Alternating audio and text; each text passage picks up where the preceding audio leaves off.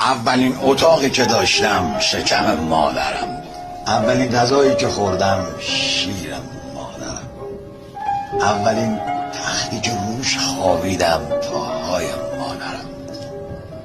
اولین آهنگی که شنیدم لالایی مادرم بود.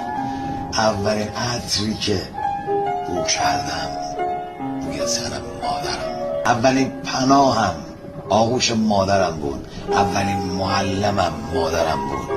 اولین دکترم مادرم بود. اولین دوستم مادرم بود.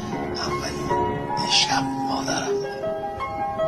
اولین کسی که دستمو گرفت، اولین کسی که تو مشکلات کنارم بود، اولین کسی که من رو از خودش بیشتر دوست داشت مادرم بود.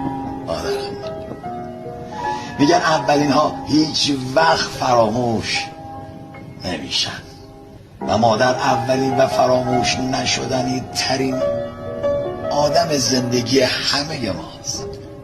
اون وقت ارزش پرستیدن نداره مادر.